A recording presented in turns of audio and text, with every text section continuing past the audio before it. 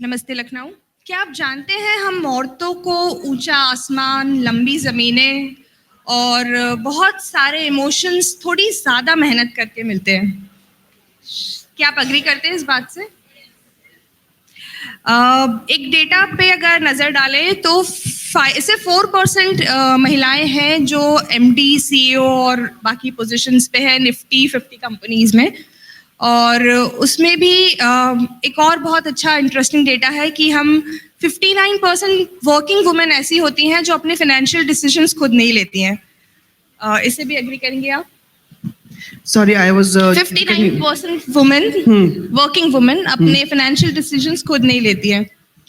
अगर ये डेटा है तो ये सच है, बट जितना मैंने ऑब्जर्व किया है शायद इससे ज़्यादा हायर फिगर होगा इस डेटा का, दैट जो औरतें खुद भी अपना पैसा कमाती हैं वो तक अपनी फाइनेंशियल डिसीजंस पूरी तरह से खुद नहीं ले पाती। करेक्ट। और क्योंकि मैं बनारस से हूँ तो एक बनारस का फैक्ट है, आप सबके वार्डरोब में बनारसी साड़ी होंगी, लेकिन बनारसी बुनकर कभी भी फीमेल्स नहीं होती हैं। उनके हिस्से आते हैं कलर्स और धागे प्रिपेयर करने का काम। उनको कभी बुनकर का जॉब करते नहीं देखा। तो ये कुछ छोटे छोटे डेटाज हैं, लेकिन आज हमारे पास है कुछ ऐसी 2 फीमेल्स जो सीड टू स्केल की कहानियां सुनाने के लिए हमें यहाँ पर मिली हैं। और उसमें भी खास बात ये है कि हम उनकी कहानियों से आज हौसला उधार लेने की कोशिश करेंगे। तो शुरू करते हैं और कोशिश करते हैं कि हम उनसे ही उनकी कहानी सुने। गीतिका मैम, आपसे स्टार्ट करते हैं। मेरे से नहीं, आप इनसे स्टार्ट करें। बिल्कुल, आपसे स्टार्ट करते हैं। अगर कहानी 25 साल का एक सफ़र तय कर रही है और आगे भी मुझे लगता है और 25-50 साल का सफ़र तय करेगी, तो थोड़ी लंबी कहानी है। जल्दी से बोलने की मैं कोशिश करती हूँ। मैंने ग्रेजुएशन बिजनेस मैनेजमेंट में किया था। उसके बाद फिल्म मेकर बनने का बहुत शौक था मुझे। It was a dream to be a director. तो फिर मैंने जाके अपना मास कम्युनिकेशन किया पोस्ट ग्रेजुएशन जामिया मिलिया इस्लामिया से। मास कम्युनिकेशन रिसर्च सेंटर बहुत प्रसिद्ध सेंटर है दिल्ली में। उससे पहले बचपन आर्मी स्टेशंस में गुजरा। मेरे पापा आर्मी ऑफिसर से, मम्मी प्रोफेसर थी इकोनॉमिक्स की। तो एक बहुत स्वीट और बहुत सिंपल मिडिल क्लास अपब्रिंगिंग मेरी रही। हम बहुत किताबें पढ़ते थे, हम बहुत मूवीज़ पिक्चरें देखते थे, बहुत कंटेंट उस ज़माने में भी हम कंज्यूम करते थे। तो कॉलेज के आखिरी साल में किसी ने मुझे कॉलेज के कैंपस में देखा, एक प्रोड्यूसर ने, और मेरा पहला टेलीविज़न शो एंकर करने के लिए मुझे ऑफ़र किया। अच्छा हो गया। उसके बाद पता नहीं कैसे नंबर किसी के पास पहुंचा, तो पहला लाइव इवेंट मुझे एंकर करने के लिए ऑफर किया। उन्होंने कॉन्ट्रैक्ट साइन कराया था, होंडा कंपनी थी, इंडिया में लॉन्च हो रही थी। तो वो कॉन्ट्रैक्ट ऑनर में शायद ना भी करती तो चलता, बट वो कॉन्ट्रैक्ट ऑनर करने की वजह से मैं लगान के ऑडिशन में नहीं जा पाई। I made that choice that I will honour that contract. तो पहला जो मेरा एंकरिंग करियर का शो था बहुत बड़ा था, it was a Honda launch in India. वहाँ से जो शुरुआत हुई, पहले दिन से ही मैं जो आज कर रही हूँ वो वैसा ही काम मैं तब भी करती थी, बट शुरुआत बड़ी गलत रीजन से हुई थी, क्योंकि दे paid me a lot of money. बहुत पैसा दे दिया था उन्होंने मुझे 6 या 7 दिन के काम के लिए। तो मैंने कहा ये तो भाई बहुत अच्छा है, ये तो मतलब मैं कहाँ कैमरा उठाती फिरूंगी और डायरेक्शन करती फिरूंगी, यही देखती हूँ। बट शुरुआत में बहुत जो माहौल था उस वक्त लाइव इंडस्ट्री का, इन जनरल मीडिया इंडस्ट्री का, विज़िवी विमेन, औरतों के मद्देनज़र रखते हुए, थोड़ा सा मेरे लिए बहुत एक नया माहौल था। बिकॉज मैं एक आर्मी बैकग्राउंड से थी, एक पढ़ी लिखी लड़की थी मैं, एंड बहुत स्ट्रॉन्ग व्यूज़ थे मेरे अबाउट जेंडर इक्वालिटी। थोड़ा सा समय लगा मुझे इस इंडस्ट्री में एडजस्ट होने के लिए, बट बहुत काम मिला। फिर 2010 में मैंने एक ब्रेक लिया 2 या 3 सालों का, बिकॉज आई गॉट मैरिड, मेरी बेटी हुई। असली कहानी ना उसके बाद शुरू होती है। उसके बाद जब 2012 में मैंने कहा अच्छा जो मैं करती हूँ ठीक ठाक करती हूँ, शिद्दत से करती हूँ, मेहनत करती हूँ, मन लगा के करती हूँ, वापस चलते हैं, काम करते हैं। बेटी अब 2 साल की हो गई है। बहुत मैंने वक्त दिया था अपनी बेटी को पहले 2 साल। एंड फिर जो अनुभव हुआ मेरे लिए, वो आज भी शॉकिंग ही है। मैं वो वर्ड शॉकिंग यूज करूंगी उसके लिए। थोड़ा सा वेट पुट ऑन कर लिया था मैंने, वो मेरी मर्जी, मैं अगर वेट पुट ऑन करूं या ना पुट ऑन करूं वो मेरी मर्जी होनी चाहिए. एज एन एंकर क्या ज़रूरी है कि मैं अपना कंटेंट प्रिपेयर करूं, मेरी आवाज़ अच्छी हो, मेरा मॉड्यूलेशन अच्छा हो, मैं ऑन सेट डिसिप्लिन के साथ काम करूं. ये सब कुछ भी मायने नहीं रखता था. जो दरवाजे हमेशा मेरे लिए खुले होते थे वही लोगों ने ना मेरे मेल्स का जवाब दिया, ना फ़ोन कॉल्स का जवाब दिया, ना मीटिंग की रिक्वेस्ट को एक्नॉलेज किया. और मुझे सामने बिठा के कई सारे लाइव इंडस्ट्री के दिग्गजों ने ये बोला, क्योंकि सब मेरे दोस्त ही थे एंड कोइंसिडेंटली सब आदमी थे. तो सब ने बोला, अरे क्या है, क्या पति कमा नहीं रहा है क्या, क्यों, क्या हो गया, why do you want to come back, कैसे कर पाओगी, वेट इतना वेट हो गया है, यू आर 35 प्लस, कितनी ग्लैमरस लड़कियां हैं बिजनेस में, ना तुम नेटवर्क करती हो, ना सोशल मीडिया पे हो. And I was always, I was very clear, I would not break my principles for success. ऐसे करके बहुत क्लियरली मुझे बोला गया था कि ये नहीं हो पाएगा, तुम नहीं कर पाओगी, ये वापस नहीं आ पाओगी तुम. और एक प्रोफेशनल के लिए मुझे ये समझ ही नहीं आया कि मैं तो अभी भी वही प्रोफेशनल हूँ, क्या फ़र्क हो गया है, सिर्फ बच्चा पैदा हुआ है, थोड़ा सा वेट चढ़ गया है, थोड़ी उम्र बढ़ गई है. ग्लैमरस का डेफिनेशन हम सब अपना पर्सनल रखते हैं. तो उस वक्त जो मैंने फैसला किया, वो फैसला शायद हम सबके अंदर शक्ति दुर्गा विराजमान है, उस शक्ति ने फैसला लिया कि तुम नहीं डिसाइड करोगे कि एज अ वुमन मैं कब रिटायर होंगी, ये मैं डिसाइड करूंगी एज अ वुमन प्रोफेशनल कि मैं कब रिटायर होंगी और मैं कब काम करना बंद करूंगी. और तब शायद मेरे करियर की असली कहानी शुरू हुई, जब मैंने, अगर प्रोजेक्ट को 100 देना होता है तो मैंने प्रोजेक्ट को 150 दिया. वो भी करना पड़ा क्योंकि हम जो जिस चीज़ को मैं बैटल कर रही थी वो बहुत बहुत मैसिव, बहुत बड़ी थी. वो एक जो कन्वेंशन, जो स्टेरियोटाइप था औरतों को लेके इंडियन स्टेज पर, और 3 या 4 साल बहुत कड़ी मेहनत करनी पड़ी. और फिर शायद लोगों ने ये देखना शुरू किया कि ठीक है, गीतिका साड़ी पहन के आती है, चलो कोई बात नहीं, गीतिका बंद गला पहन के आती है, वो गाउन्स नहीं पहन रही है, वो डीप कट्स और स्लिट्स नहीं पहन रही है, वो नेटवर्क नहीं कर रही है क्लाइंट के साथ शो के बाद, बट शायद यार काम ठीक ठाक कर रही है, नहीं, आवाज़ ठीक ठाक है, शक्ल ठीक ठाक है, कपड़े ठीक ठाक पहनती है, डिलीवर करती है कंटेंट, क्लाइंट की बात मानती है, हेल्प करती है, कोऑपरेटिव है. धीरे धीरे करके ये सब होने लगा. एंड बहुत सारे अवार्ड्स भी उसके बाद सडनली मिलने लग गए और बहुत अच्छा अच्छा काम भी मिलने लग गया. और एक ऐसा स्टेज आया जो बहुत स्पेशल था मेरे लिए, एटलीस्ट. एक ही समय में मैंने बहुत सारे मेरे जो आइकन्स हैं उनके साथ काम करना शुरू किया, चाहे वो अमिताभ बच्चन जी हों, प्राइम मिनिस्टर ऑफिस ने बहुत काम करना शुरू किया मेरे साथ एज एन एंकर. तो उस सब से फिर और भी वो एक बैटल आसान हो गया कि अगर कंट्री के जो टॉप ऑफिसेज हैं, कंट्री के जो दिग्गज लोग हैं, अगर वो एक ऐसी महिला पे विश्वास कर रहे हैं जो शायद आप लोगों की नज़र में आउटडेटेड हो गई है, देन कुछ तो बात होगी.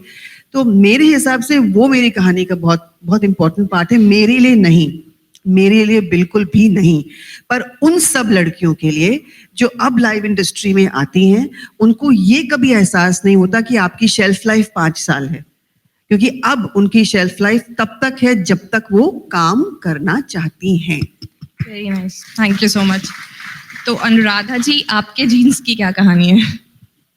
मेरी जीन्स तो है राजस्थान के, बट बड़ी हुई मैं बंगाल में. तो वहाँ मैं खड़गपुर IIT में, मेरे पापा प्रोफेसर थे, तो हमने पहले से वही देखा कि बस एक IIT जाना है, बस वही ख्वाब थे शुरू से. और फिर IIT में पहुंच गए. IIT में मैंने जब पूरी डिग्री की तब मुझे लगा बाकी सब लोग जब जाते हैं US जाते हैं तो मैं भी US जाती हूँ. मैं भी सारे एग्ज़ाम्स लिख के फिर US पहुंच गई. और US जाके फिर पहले मतलब PhD प्रोग्राम करने वाली थी, फिर मैंने एक मास्टर्स करके फिर मैंने कहा अब मुझे बिजनेस करना है, क्योंकि मुझे पहले से ही फर्स्ट ईयर सेकेंड ईयर से मुझे सडनली लगा कि जो नोबेल प्राइज़ मुझे चाहिए था, जो मैं बचपन में थी तब, वो तो नहीं होगा. तो अभी I think I am better at discovering myself and finding out what people want, तो I should do something in business. तो फिर जब US गई और PhD प्रोग्राम से फिर मैंने स्टार्ट कर दिया कि मास्टर्स करके अब बिजनेस स्कूल में जाती हूँ. फिर बिजनेस स्कूल गई और फिर ज्वाइन किया एक स्टार्टअप कंपनी। एक स्टार्टअप कंपनी में first time I think late 90s में था। तो उसमें एक स्टार्टअप कंपनी में ज्वाइन किया और मैंने ये देखा कि जस्ट 1.5 साल में कंपनी इतनी बड़ी हो गई थी। और उसको देख के मैंने कहा कि ठीक है, अब एक बड़ी कंपनी में ट्राई करके देखते हैं। तो वो सब हो गया। उसके बाद में मुझे लगा कि अब तो मुझे अपना खुद का कुछ करना ही है।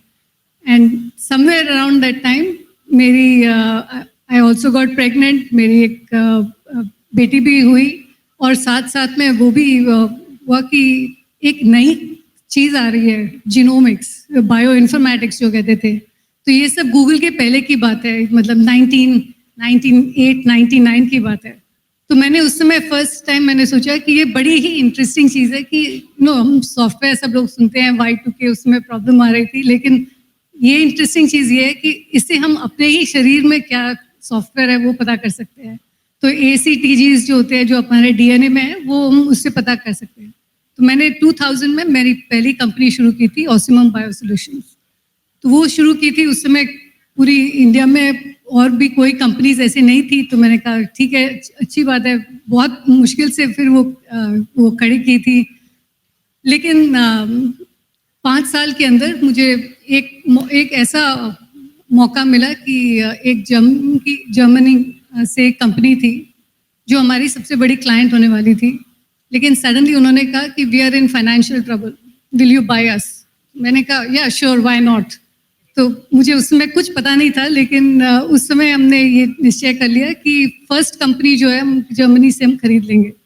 और फिर 2005, 6 और 7 में हमने जर्मनी, फिर नेदरलैंड्स और फिर US से कंपनीज खरीदी and we became one of the largest genomic services companies. तो वो कंपनी हमने एक जीन लॉजिक US में खरीदी, एक नेदरलैंड्स में खरीदी और सारे बड़े बड़े फार्मा कंपनीज और बायोटेक कंपनीज के साथ बिजनेस कर रहे थे। लेकिन जब भी कोई मेरे पास में जो भी नेबर्स रहते थे, वो पूछते कि Anu, I think what you do is very intellectual, very interesting, लेकिन उनको किसी को पता नहीं होता था कि करते क्या है। हाँ, कुछ इंटरेस्टिंग चीज़ करती है। तो मैंने कहा कि we are doing so much for large pharmaceutical and biotech companies, क्यों ना हम अपने ही लोगों के लिए कुछ ऐसा करें, क्योंकि टेक्नोलॉजी अवेलेबल है, हम कर रहे हैं। सो अराउंड 10 साल पहले मैंने सोचा कि हम सब लोग जन्म पत्री तो देखते ही हैं। आई एम श्योर यूपी में भी बहुत लोग जन्म पत्री वगैरह देख के ये सोचते हैं कि ठीक है, कौन से मतलब अपने हेल्थ का क्या होगा, अपने किससे शादी करनी है वगैरह। तो क्यों ना हम ऐसे करें कि ये जो जीनोमिक्स होते हैं, जो हमारे DNA से पता कर सकते हैं, हम उसकी एक जन्म पत्री नहीं, एक जीनोम पत्री खड़ी कर सकते हैं। तो हमने वो शुरू किया। तो ऐसे कहा कि आप ऑर्डर कर सकते हैं ऑनलाइन और आपके घर में एक ऐसा किट आएगा जो आप जस्ट एक थोड़े से जो आपके सलाइवा स्वैप होता है, उससे हम ये पता कर सकते हैं कि क्या कर सकते हैं। तो ये मैंने शुरू किया था 10 साल पहले और अब बहुत सारी चीज़ें कर सकते हैं इस जीनोम सीक्वेंसिंग से। एक तो जरूर ये है कि जो बीमारियां हैं उसके बारे में पता कर सकते हैं, उसके बारे में कौन सी ट्रीटमेंट हो सकती है वो भी पता कर सकते हैं। लेकिन और भी काफ़ी इंटरेस्टिंग चीज़ें भी पता कर सकते हैं। जैसे आपको ये पता कर सकता है कि जैसे मैं राजस्थान से हूँ, लेकिन थोड़ा सेंट्रल एशिया, थोड़ा फ्रेंच, कहाँ से हम आए हैं। और ये भी पता कर सकते हैं कि कौन सा खाना आपके लिए सूटेबल हो सकता है, कौन सी दवाइयाँ आप पे काम करेगी। तो ये जैसे है कि ये ऐसी इंफॉर्मेशन है जो आप बहुत सारी अलग अलग चीज़ों में देख सकते हैं और उसी से हम जीनोम पत्री से अब बहुत सारी बाकी चीज़ें भी हमने शुरू कर ली है। तो क्या फीमेल्स के DNA और जीन्स कुछ स्पेशल मिले आपको? फीमेल्स के जीन्स और DNA में कुछ स्पेशल मिला? नहीं, आई थिंक कि ये एक तो होता है नेचर और नर्चर, एक जेनेटिक्स और एपिजेनेटिक्स। तो आई थिंक हमारे जो नर्चरिंग जो है, जो हमारी कंडीशनिंग है, उससे शायद कुछ फर्क हुआ होगा। वैसे ही हमारे बीच में इतना लाइक जेनेटिक्स में इतना फर्क नहीं है। आई थिंक हमारी सोच और अगर हम कंडीशनिंग चेंज करेंगे तो हम ये पता कर सकते हैं कि उसमें क्या है। लेकिन एक हम अभी स्टडी कर रहे हैं वुमेन एंटरप्रेन्योरशिप, ये देख के कि सच में कुछ है क्या अलग, और होपफुली कुछ महीनों में हो जाएगी ये स्टडी। आपने नोबल का जिक्र किया तो मुझे एक कहानी याद आती है, एक डीएनए के डबल हेलिक्स रिसर्च की कोई एक स्टोरी हमने साइंस में पढ़ी थी बहुत पहले। उसमें था कि एक फीमेल साइंटिस्ट उनके साथ काम करती थी, रोजलिंड फ्रैंक। तो जब नोबेल प्राइज मिला तो उस नोबेल स्पीच में उस फीमेल का जिक्र तक नहीं था। मतलब वो एक कहानी थी कि उसने वो रिसर्च किया, वो वुमेन कंट्रीब्यूशन का एक एग्जांपल है। खैर आगे जाते, गीतिका जी आपसे एक क्वेश्चन पूछना चाहूंगी। आप बोलती है कि फीमेल्स को like second half of their career थोड़ा डिफिकल्ट होता है, they have to decide what they want to do. आपको क्या लगता है कि अगर हम बोलते हैं कि ज्यादा फीमेल्स जहां होंगी वो उनके लिए ज्यादा सिक्योर प्लेस होगी, किस तरह की सपोर्ट की जरूरत ज्यादा होती है हम महिलाओं को? आप प्लीज मुझे गीतिका कहें, वी आर फ्रेंड्स। थोड़ा सा विस्तार में मैं डिटेल में जाके ये आंसर देना चाहती हूँ, बिकॉज जब आप इस तरह के प्लेटफॉर्म्स पे आके बात करते हैं, एटलीस्ट मैं तो इसलिए नहीं आती कि मेरी प्रसिद्धि हो, मैं इसलिए आती हूँ ताकि मेरे एक्सपीरियंस से, मेरे अनुभव से शायद और किसी को थोड़ा सा एक टिप मिल जाए, क्लू मिल जाए, प्रोत्साहन मिल जाए। सेकेंड हाफ मुश्किल होता है क्योंकि जो भारत में जो इस वक्त हमारा सोशल सिस्टम है, उसमें प्राइमरी केयर गिवर एक फैमिली की महिला ही होती है, औरत ही होती है। और मेरा जो घर में सिस्टम है वो भी वैसा ही है। तो तब आपको कुछ फैसले करने होते हैं बहुत क्लैरिटी के साथ, बहुत प्रैग्मैटिज्म के साथ। और मेरा सबसे बड़ा फैसला जब मैंने अपना सेकंड हाफ शुरू किया करियर का, वो ये था कि मैंने अपनी चॉइस से अपनी बेटी को जन्म दिया है, मैंने और मेरे पति ने। मेरी पहली प्रायोरिटी हमेशा वही होगी। जब तक वो 16-18 साल की ना हो जाए, she is my first priority. चाहे वो वक्त की बात हो, चाहे वो मेरे एनर्जी लेवल्स की बात हो, ध्यान देने की बात हो, अगर मुझे प्रोजेक्ट्स और उसके एग्जाम के बीच में प्रोजेक्ट्स या उसके किसी ऑब्लिगेशन के बीच में चूज करना हो, 90 टाइम्स आउट ऑफ 100 मैं अपनी बेटी को ही चूज करती हूँ। तो बहुत क्लैरिटी है मेरे दिमाग में, I am very sorted on this. Second जो मेरा चॉइस था कि मैं शॉर्टकट्स नहीं लूंगी, क्योंकि मुझे ये करियर अगले 10 साल या 5 साल के लिए नहीं चाहिए था। मैं एज अ स्पीकर, बतौर स्पीकर अब अपना एक नया करियर शुरू करने जा रही हूँ, ट्रांसफॉर्मेशनल स्पीकिंग का।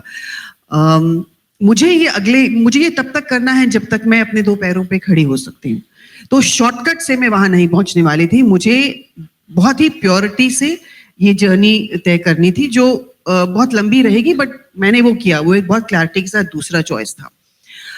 सपोर्ट सिस्टम की जरूरत पड़ती है, एंड सपोर्ट सिस्टम मांगने में हमें कोई झिझक नहीं करनी चाहिए, क्योंकि चाहे वो एक औरत हो, चाहे वो एक मर्द हो, चाहे आप मेरी दोस्त हैं, आप मेरे कलीग हैं, हम सबको एक दूसरे की मदद करनी चाहिए। पहले 5 से 6 साल जब जिया, 5 या 6 साल की थी, तब तक मेरी कई बार फ्रेंड्स आती थी, मेरी मम्मी आती थी फ्लाइट्स पकड़ के, मेरे पापा आते थे, मेरे हस्बैंड छुट्टी लेते थे, कई बार 2-2, 3-3 मेड संभालती थी। हमने क्या कुछ करके मैंने काम किया है, पर हेल्प सबसे मांगी है, और इसमें बिल्कुल कोई गलत बात नहीं है। हेल्प मांगनी चाहिए, एंड हम सबको एक दूसरे को हेल्प देनी चाहिए, specially when it comes to a working woman.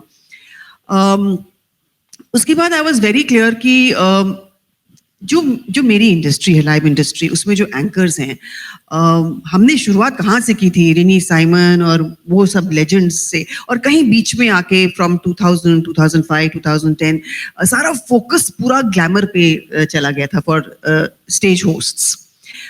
वो चीज़ वो मुझे गवारा नहीं थी, बिकॉज मेरा ये मानना है कि अगर एक महिला, चाहे वो फिल्म में हो, स्टेज पे हो, वो जिस तरह से अपने आप को पेश करना चाहती है, जो ऑर्गेनिकली उसके लिए वो उसकी चॉइस है, चाहे वो किसी तरह के कपड़े पहने, किसी तरह का एक्शंस करे, बात करे, वो उसकी चॉइस होनी चाहिए, और मैं पूरी तरह से उस चॉइस की इज्जत करती हूँ, let me tell you that. But अगर वो इसलिए कर रही है क्योंकि वो मेल गेज को केटर कर रही है, क्योंकि जो आदमी है वो फैसले कर रहे हैं कास्टिंग के, और उनके दिमाग में ये कन्वेंशन है कि स्टेज पे जो एंकर खड़ी है वो ऐसे दिखनी चाहिए, वो ऐसी ड्रेस्ड होनी चाहिए। नहीं, अगर आपकी मर्जी है, आप कुछ भी पहन के खड़ी हुई है, आप कुछ भी बोलिए, कुछ भी करिए, वो एक महिला की मर्जी होनी चाहिए। ये मजबूरी नहीं होनी चाहिए कि to cater to my male gaze I will do this और I will not do that, तो वो मैं बहुत क्लियर थी कि मैं वो कभी भी नहीं करूंगी. एंड मैं आपको बता रही हूँ, ये बहुत एक हिपोक्रिटिकल सी बात है हमारी सोसाइटी में. बहुत ही गलत बात है जो नहीं होनी चाहिए आगे चल के. बहुत अजीब बात है कि जो ये मेल क्लाइंट्स हैं या जो एक मेल गेज है, और उस मेल गेज में औरतें भी आती हैं जो पावर पोजीशंस में बैठी हैं, by the way they also cater to that. आप जब ऊपर चढ़ रहे होंगे, अगर आप उस मेल गेज को केटर कर जाओगे ना, तो 10 साल से ज्यादा आपका करियर नहीं चलने वाला. अगर आप उस मेल गेज को चैलेंज करोगे और वो आपकी इज्जत करेंगे, आप अगले 100 साल वो करियर चला पाओगे. ये बहुत हिपोक्रिटिकल सी बात है हमारे देश में, बट ये सच है. So I was very clear of all of these things, and those are the principles that I have based my career on. Anuradha, you would like to add something to this? I have had a fantastic support system. मैं पूरे एक joint family में रहती हूँ, तो एक grandmothers, मेरे दो लड़कियाँ हैं. One is 24 and one is 17. And for us, we had 4 पीढ़ियाँ रहती थी घर में. तो हमारे बच्चे, हम mother in law, father in law and grand mother भी थी, जो इस साल उनका अनफॉर्चुनेटली वो after 102 she passed away. But ये हमेशा ये सबसे अच्छा रहता था, क्योंकि ग्रैंड पेरेंट्स को भी बहुत पसंद है कि वो बच्चों के साथ खेले, और दोनों डॉक्टर्स से, but they enjoyed doing that. हमको भी अच्छा लगता था, क्योंकि मैं 60% ट्रैवल करती थी, लेकिन घर में कोई ना कोई रहता था. तो सपोर्ट सिस्टम तो आई थिंक ज़रूरी है, लेकिन कभी कभी पेरेंट टीचर मीटिंग में नहीं जाओ तो ठीक है, कभी ग्रैंड मदर चली गई, कभी ग्रेट ग्रैंड मदर चली गई, कभी फादर चले गए, okay. And I think that is the most important thing. But other than that, I think I have not really faced much of a problem, because I think I enjoy delegation. With your permission मैं एक चीज़, छोटी सी चीज़ add करना चाहूँगी. तो हमारा जो societal system है उसमें हम आमतौर पे अपनी या तो इन लॉज के साथ रहते हैं या न्यूक्लियर फैमिलीज होती हैं. तो यहाँ बैठी सब जो मदर इन लॉ, अगर कोई हैं जो मदर इन लॉज हैं और आपकी बहुएं हैं जो वो काम कर रही हैं, मैं एक अपील यहाँ पे रखना चाहूँगी कि ये माइंडसेट मत रखिए कि मैंने तो अपना काम कर लिया, मैंने अपने बच्चों को बड़ा कर दिया, मैं नहीं अब हेल्प कर सकती, मैं आराम से बैठना चाहती हूँ. ऐसा मत करिए. ये मत सोचिए कि वो आपकी बहू है इसलिए मैं उसकी मदद करूँ या ना करूँ. ऐसा सोचिए वो एक औरत है जो दुनिया में जाके दुनिया बदलने वाली है. एक को सिस्टर को आप सपोर्ट करिए. मुझे अपनी मदर इन लॉ से बिल्कुल भी कोई सपोर्ट नहीं मिला, मेरे को सारा सपोर्ट अपनी मदर से ही मिला. पर मैं नहीं चाहती कि ये इस तरह का माइंडसेट आगे चलता रहे या बढ़ता रहे. So we must support all the women who are a part of our family. अगला सवाल एंटरप्रेन्योरशिप, बिल्कुल आई एग्री टू दैट. अगला सवाल एंटरप्रेन्योरशिप से पूछते हैं. अनुराधा जी, आपसे पहले पूछूंगी, हमारे इंडियन सोसाइटी में फीमेल्स के बीच इकोनॉमिक लिटरेसी का बहुत क्राइसिस है, उस पर आप क्या बोलेंगे? आई डोंट थिंक क्राइसिस है. आई थिंक 2 चीज़ें होती है. One, I think women look at ROI more than, so I think ultimately it is कि किसके पास, I think they are looking at who is in a family who is making more money, and then therefore they are looking at it in a more, I think, strategic way. But the second बात ये है कि किसी ने आपने ही कहा था कि number of 59% even educated women they happily pass on that responsibility to their husband, which is, I think that is a big problem, and I think that is part of our conditioning, and that needs to change. I think if you gave the same amount of money to a woman, she would probably manage it better, but somehow that confidence nahi hai. So I think पहला ये होना चाहिए कि सबके लिए थोड़ी सी classes होनी चाहिए कि how do you manage money better. And I think once we have that education, I don't see why we will have a problem with that. So it's, in my opinion, it's mostly a conditioning problem, and I think that is changing. I think if you look at my daughters and others, I think they have changed. I remember even my parents, my mother managed all the money. My dad never did. He would give the money, and it was always my mom's responsibility to manage everything. So I think I have seen that. So for me, it was not a problem. But I do understand that for a lot of people, it's just natural to give that away to someone else. तो हमारी जो संस्कृति है, जो हम जिन देवी देवताओं को मानते हैं, उनमें से जो हमारी जो चीफ फाइनेंशियल मिनिस्टर है वो तो लक्ष्मी जी हैं। तो कहीं ना कहीं ये तो माइंडसेट ही गलत है हम लोगों का कि औरतें पैसे मैनेज नहीं कर सकती। आई फील एक इंस्टिंक्टिव सभी भारतीय औरतों में हमेशा से रही है, बिकॉज घर का खर्च तो हमेशा से महिला ही संभालती आई है। बट एज अ वुमन मैं अपनी पर्सनल एक्सपीरियंस से बताऊंगी कि मैंने जितना भी पैसा आज तक कमाया है, मैंने उसे बहुत सीरियसली लिया है और अपने आप उसे लिया है और सीखा है कि मुझे उस पैसे को कैसे मैनेज करना है। Because you have to respect, आप जो पैसा कमा रहे हैं या जो पैसा आपके परिवार में आ रहा है उसकी इज्जत करना बहुत ज़रूरी है। और अगर आप डिफिकल्ट करियर चॉइसेस ले रही हैं एज अ वुमन, जो पॉपुलर चॉइसेस नहीं है, जो इजी शॉर्टकट्स नहीं है, उस पैसे को भी आपके लिए काम करना पड़ेगा। क्योंकि जिस महीने में मैं 4 ऐसे प्रोजेक्ट्स को ना कहती हूँ जो मुझे नहीं करने, जो मेरे टेस्ट के हिसाब से नहीं है, उस महीने मेरा जो पैसा बैंक में बैठा हुआ है या डेट फंड्स में है या म्यूचुअल फंड्स में है या गोल्ड में है, वो पैसा मेरे लिए काम कर रहा है। तो बहुत इंपॉर्टेंट है सभी वर्किंग महिलाएं कि आप अपने पैसे को मैनेज करना समझें, वक्त निकालें, ट्यूटोरियल्स लें, एडवाइस लें, समझें, एंड जो पैसा बैठा हुआ है उसको भी आप अपने लिए आप काम कराएं। ये आपकी बहुत बड़ी शक्ति बनेगी आगे जाके। एक बहुत ही सिंपल सी चीज़ आती है कि जब आप एक एंटरप्रेन्योर हैं, आप फाउंडर हैं किसी चीज़ की, तो कभी ऐसा हुआ कि just because you are a female they feel risk, कि बहुत ज़्यादा रिस्क है आपके साथ पैसा इन्वेस्ट करने में, if in some project, and rather you can tell this better. So I think that, I don't know if they say it plainly, but I think the total number of women who get the investment, especially in the venture world, is very, very small. And what the reasons are, I think they only know.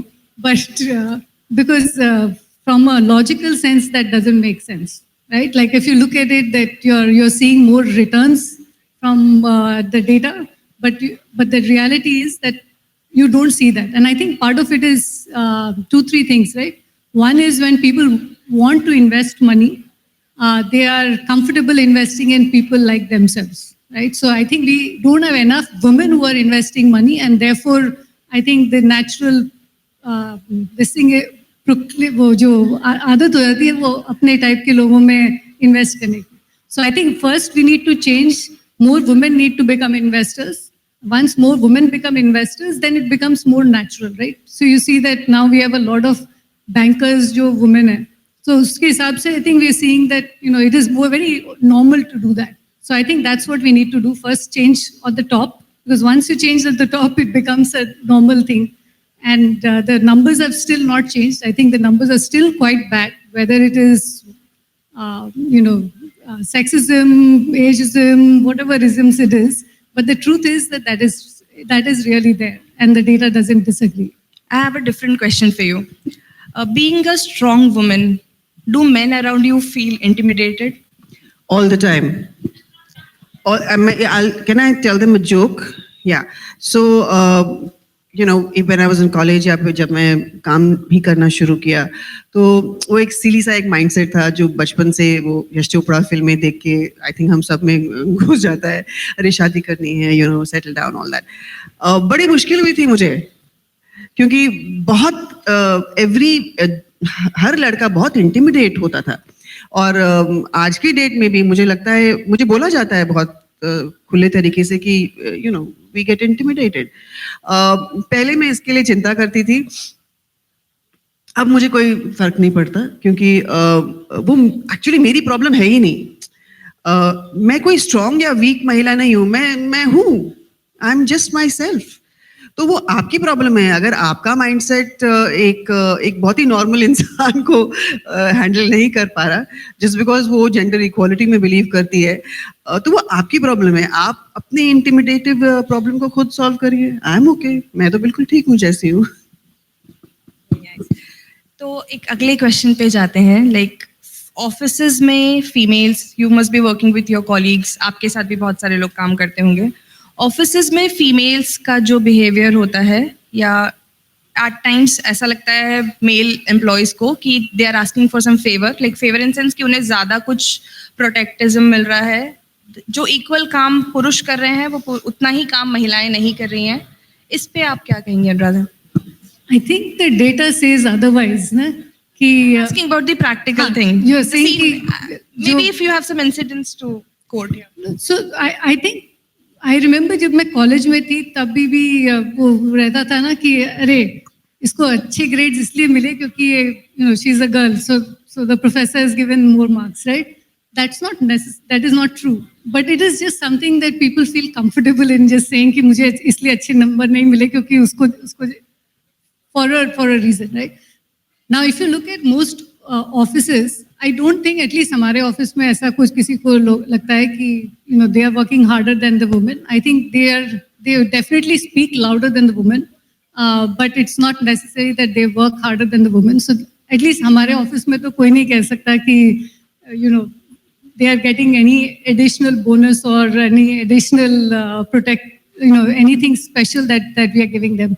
But it's true that it's very easy for people to say that X person gets a promotion because of something. But I think because in our office we are, the CEO is a woman, the board is women. I don't think there is necessarily that there is necessary, and also a lot of the senior management is women.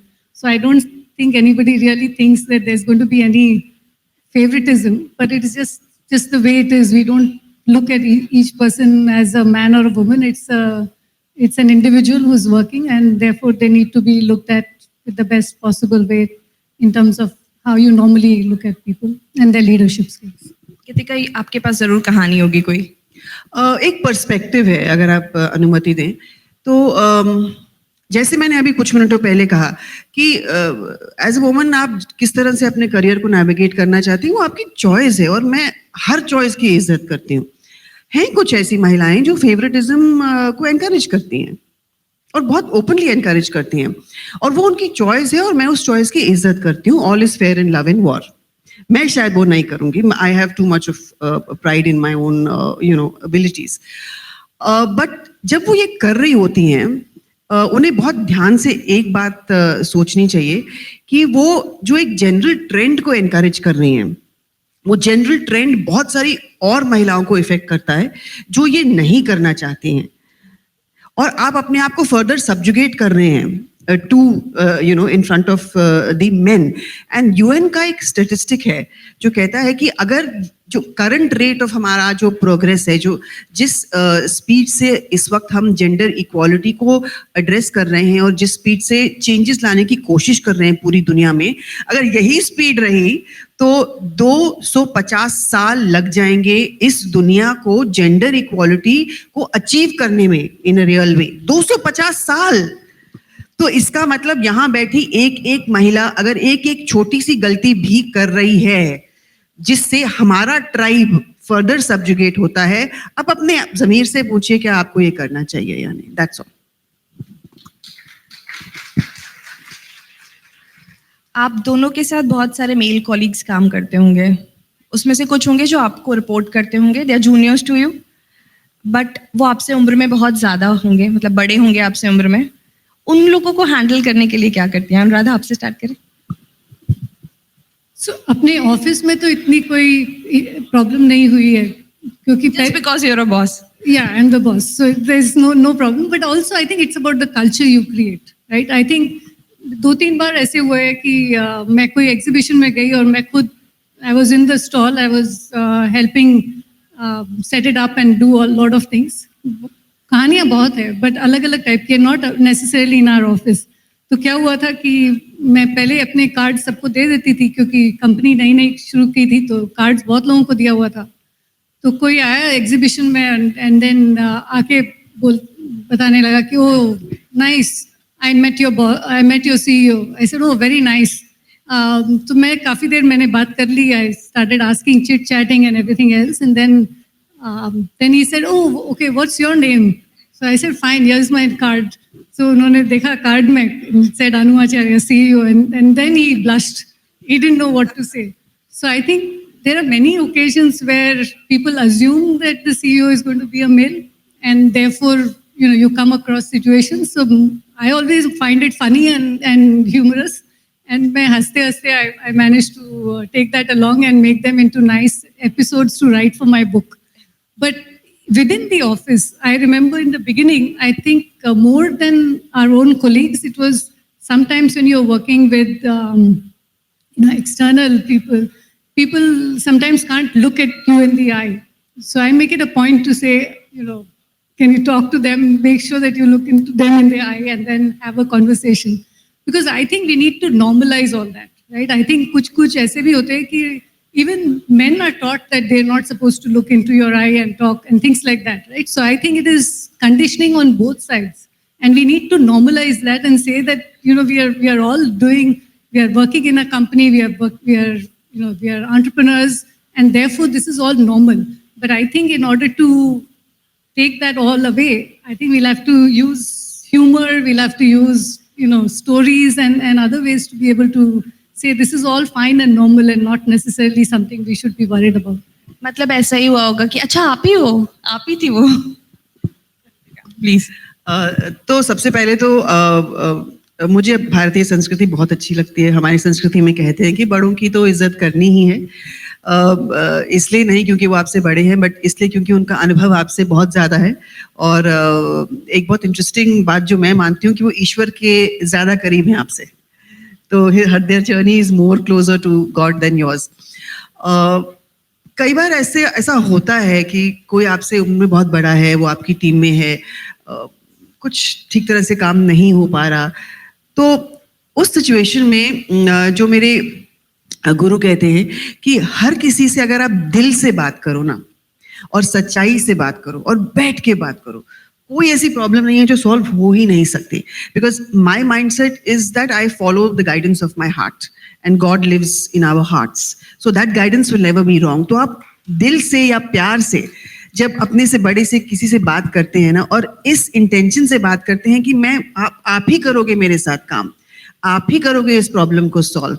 पर बस एक छोटी सी बात है, अगर आप इसको थोड़ा सा चेंज कर लिया, अगर दिल से बात करोगे ना, वो उनको दिल में जाके घर करेगी and the problem will be solved and they will stay with you working on the team. Can we take some questions? Any questions? We have a mic.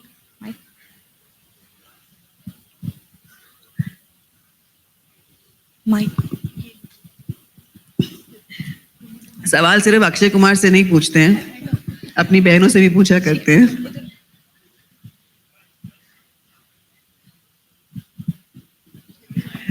While they're thinking of what to ask us, as Indians, we need to get rid of this whole celeb obsessive mentality, because मेरे opinion में यहाँ बैठी आप शायद बड़ी hero हैं than the celeb sitting on stage. So मैं doctor जी वास्ते कुछ महिला जब काम करने निकलती है, चाहे वो समाज के लिए कुछ करती है, और राजनीति तो एक बहुत बड़ा फील्ड है, उसमें उसको रिकॉग्निशन एक अलग तरह से मिलती है. अगर वो समाज के लिए कुछ भी करना चाहती है तो उसका विरोध उसकी सोसाइटी ही पहले करना शुरू कर देती है कि वो महिलाएं आगे बढ़ रही हैं, चाहे उसमें पुरुष वर्ग हो या महिला वर्ग हो. उनका एक उद्देश्य होता है कि समाज के लिए करने निकली है तो इसका एक गोल होगा कि राजनीति में जाना चाहती है या कुछ बड़ा टारगेट लेके जाती है. तो जो हम कुछ अपने एक स्पिरिट के साथ वर्क शुरू करते हैं, समाज में ऐसे बहुत सारी कार्य होते हैं, महिलाओं के उद्धार के लिए होता है, पर्यावरण के लिए होता है, बहुत सारे टॉपिक्स ऐसे होते हैं जो कि व्यक्ति दिल से करना चाहता है, पर हमारी सोसाइटी के जो लोग होते हैं उसको अप्रिशिएट बहुत देर में करते हैं. तो कभी कभी उसमें कुछ महिलाएं बैक हो जाती हैं, कहते हैं हम इतना टाइम दे रहे हैं और अपनी एनर्जी भी दे रहे हैं और इतना धन भी लगा रहे हैं. तो ऐसी महिलाओं के लिए क्या आप संदेश देना चाहिए, क्या उनके लिए कुछ ऐसे समाज की तरफ से होना चाहिए कि वो काम करने के लिए फ्री होकर अपना योगदान दे सके? कोई आपकी मदद करे ना करे, समाज ना करे, फैमिली ना करे, आप अपनी मदद खुद करेंगी. मैं आपको एक चीज बताती हूँ. आज जब हम लोग सोल्स नीचे आते हैं धरती पे, तो उसमें से 20% किस्मत साथ लेके आते हैं, 70% हमारी फ्री विल होती है, और 10% ईश्वर अपने पास रखते हैं कि वो ताकत रखते हैं कि आपकी जिंदगी इंटरवीन करके बदल सकते हैं. अगर आप समाज के लिए, समाज के उत्थान के लिए, भलाई के लिए, ह्यूमैनिटी की वेलफेयर के लिए कुछ काम करेंगी ना, तो इस दुनिया में इतनी ताकत नहीं है कि आपका काम रुक जाएगा, क्योंकि आपके साथ कौन होंगे? ईश्वर. तो जैसे वो जब घोड़े चलते हैं उनको वो पहनाया जाता है ना ब्लाइंडर्स, बस ब्लाइंडर्स लगा लीजिए. If it is for the welfare of humanity, आप कर पाएंगे। A very good afternoon, ma'am. I am Shruti Kesavani. I have my question to both of you. What was the most difficult time of your life, and how did you emerge victorious out of that?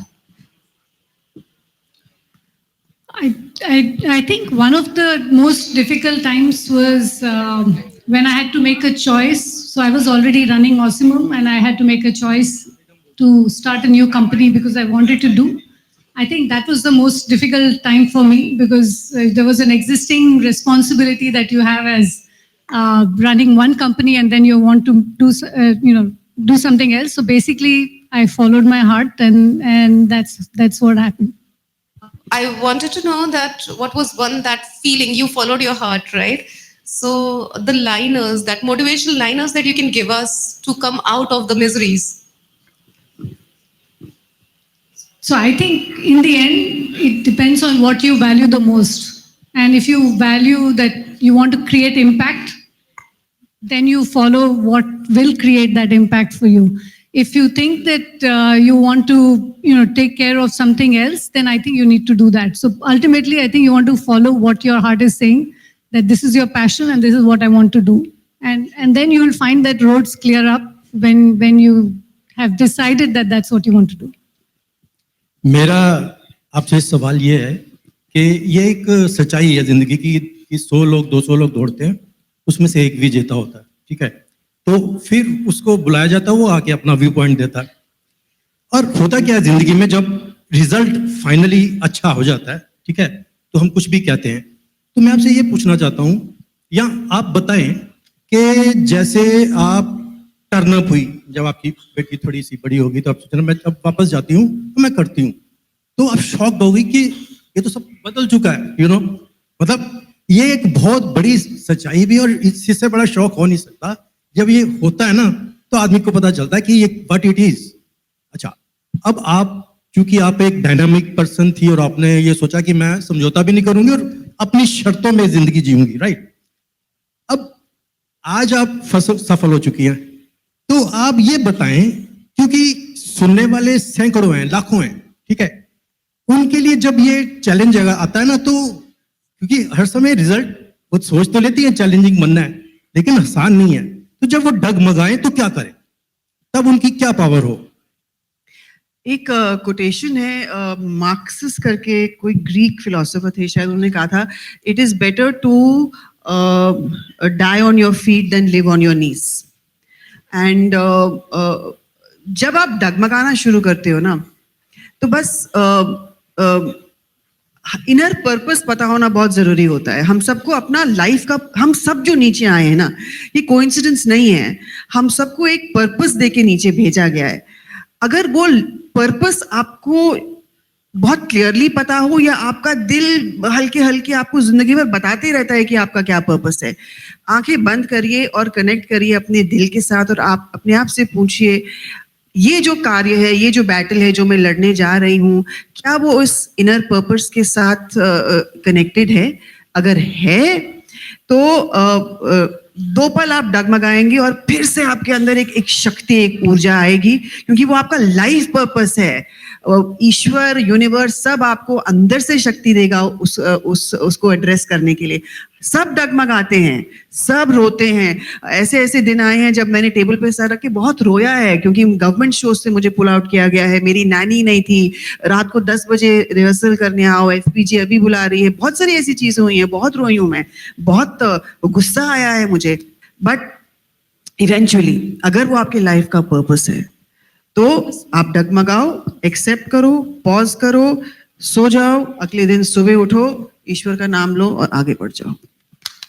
Ma'am, आपका पारिवारिक सफर कैसा रहा? जी, पारिवारिक सफर कैसा रहा? पारिवारिक सफर मुझे लगता है मेरी जैसी जो लड़की है, जो बहुत बहुत क्लियर है अपने आइडियोलॉजीज के बारे में, थोड़ा सा समय लगा मेरे पति और मुझे एडजस्ट करने के लिए एक दूसरे के साथ, but I must give him full credit. Confident आदमी है, बट एक प्रोसेस तो था, एक जर्नी तो थी। पारिवारिक सफर अच्छा रहा, बट मेरा पर्सनल सफर अभी तक मैं तो कहती हूँ शुरू ही नहीं हुआ है. मेरे को वो एक दिन नहीं मालूम जब मैंने आराम से बैठ के पेडिक्योर करा लिया हो, या अपने दोस्तों के साथ किसी बीच पे बैठ के थोड़ी सी मॉकटेल्स पी ली हो, तो वहाँ थोड़ी सी कमी हो गई है, वो मैं पूरी करूँगी. बट पारिवारिक सफर अच्छा रहा, मैंने वहाँ पे भी बहुत मेहनत करी है. And I have a beautiful family. हम सब एक दूसरे से सही मायनों में सच्चे तौर प्यार करते हैं, और इट्स ब्लेसिंग है, इट्स गॉड्स ब्लेसिंग.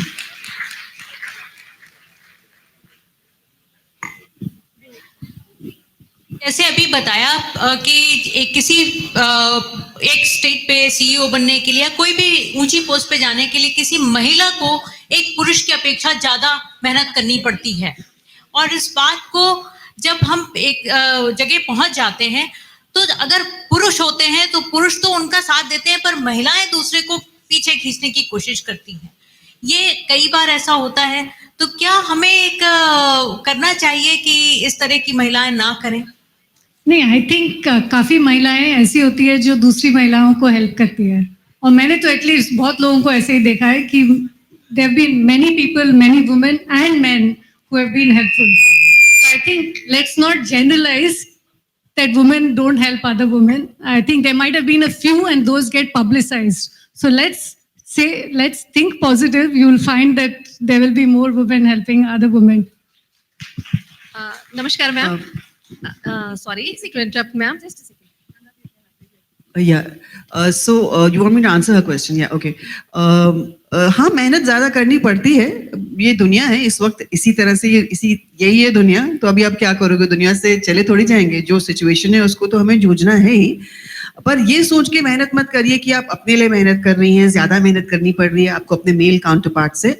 मैंने हमेशा ये सोचा है कि मैं पूरी वुमन ट्राइब के लिए ज़्यादा मेहनत कर रही हूँ. एक दिन ये समय बदलेगा, एक दिन वो समय आएगा जब हमें भी उतनी मेहनत करनी पड़ेगी जितनी आदमियों को करनी पड़ती है. तब तक करते रहेंगे मेहनत, क्या प्रॉब्लम है. हेलो मैम, मैं Rashmi Singh. Nice to listen you both ma'am. And ma'am, मेरा सवाल अनुराधा मैम से है, क्योंकि ये चीज़ मुझे लगता है हमारी सोसाइटी और जिस सिनेरियो में हम लोग रह रहे हैं वो थोड़ा सा नई है और इतनी जागरूकता इस चीज़ के लिए नहीं है. तो मैं आपसे जानना चाहूँगी कि हम जैसे लोग या आम जनमानस इससे कैसे क्या फ़ायदा उठा सकता है या इसके क्या यूज़ होंगे. तो please ma'am. Thank you, fantastic question. Basically इससे ये पता कर सकते हैं कि आपको अगर जैसे आजकल सबको everyone wants to be younger, you want to live long, तो जेनेटिक्स से ये पता कर सकते हैं कि आपको प्रीडिस्पोजिशन कहाँ पे है, और उससे हम कैसे वो पता करके how do you change your own lifestyle. एक और टेस्ट होता है जैसे उसको माइक्रोबायोम कहते हैं. तो गट में देखते हैं कि कौन सी बैक्टीरिया या फंजाई है, और उसके हिसाब से हम अपने जैसे डाइट को कैसे बदल सकते हैं. और तीसरा चीज़ होती है जो होते हैं कि जैसे हम कहते हैं ना कि सब एनवायरनमेंट और जो हम खाते हैं या जो भी करते हैं वो पहले सिर्फ ब्लड टेस्ट से पता चल सकता था. अब एपिजेनेटिक्स बोलते हैं, जिससे हम ये पता कर सकते हैं कि आपके डीएनए में जो मेथिलेशन होते हैं या अलग अलग पार्ट होते हैं, उससे हमारे लाइफस्टाइल या एनवायरनमेंट से हमारे डीएनए में क्या फ़र्क पड़ा है. तो ये सब चीज़ें लेके अलग अलग चीज़ें देख सकते हैं, कौन सी दवाइयाँ आपके काम करेगी, आपकी हेल्थ कैसे बेटर रहेगी. So how do you live longer, stay younger and lead a more healthier life, if I had to make it into a shorter sentence over there. Last question.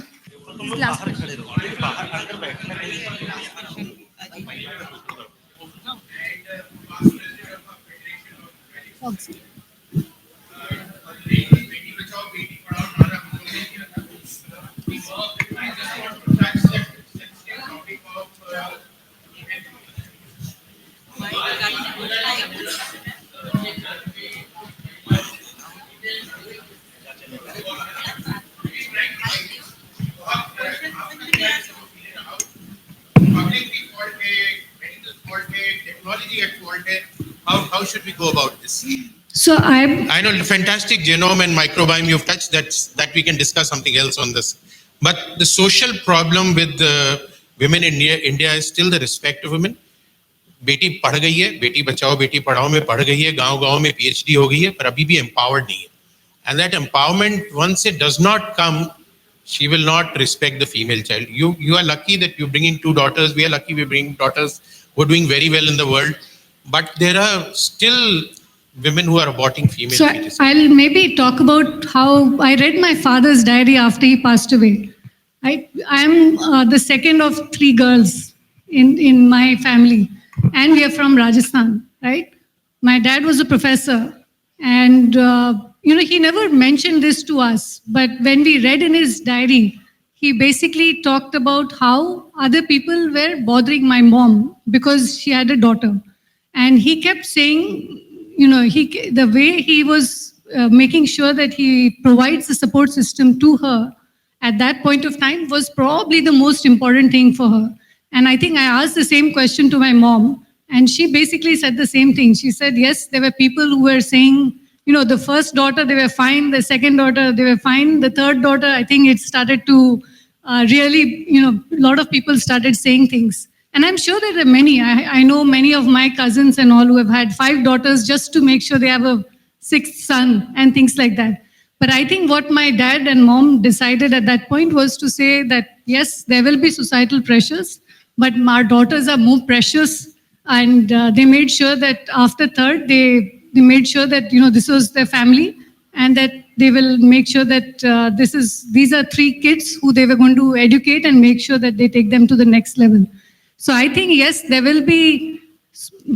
are going to be difficulties, but I think if as a family, as a unit, if people decide, and I think that's changing, at least, when I go to see in Hyderabad, there is no real difference, at least in the people that I interact with. But I know that this is still a real problem, and I think the only way we can make this go away is to show that women are financially independent, that they are successful of being able to create their own careers and take their whole families with them. And I think education is the only key.